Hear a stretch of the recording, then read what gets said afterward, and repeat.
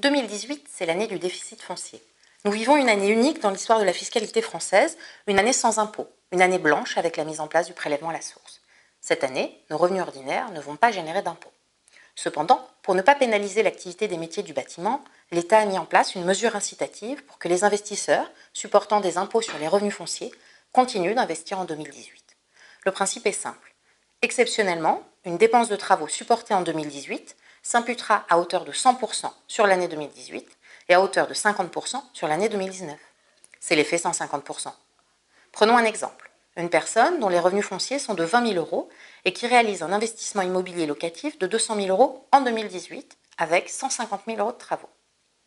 Dès 2018, l'investisseur va pouvoir imputer 100% des travaux décaissés sur ses revenus fonciers bruts annuels. Le revenu foncier net négatif est alors de 130 000 euros avec un solde de report déficitaire à 119 300 euros après imputation sur les revenus globaux. De la même façon, en 2019, les revenus fonciers sont de 20 000 euros et sans avoir décaissé de travaux, l'investisseur a la possibilité de déduire 75 000 euros, soit 50% des travaux payés en 2018. Sur le même principe, il peut les imputer sur ses revenus globaux et arriver à un solde de report déficitaire de 163 600 euros. En 2020, celui-ci n'a plus d'imputation de travaux, mais peut aller puiser dans l'excédent de son déficit foncier jusqu'à épuisement de ce dernier sur les 8 années suivantes. Ainsi, pour une dépense de 150 000 euros de travaux, 197 000 euros de revenus seront neutralisés sur 10 ans.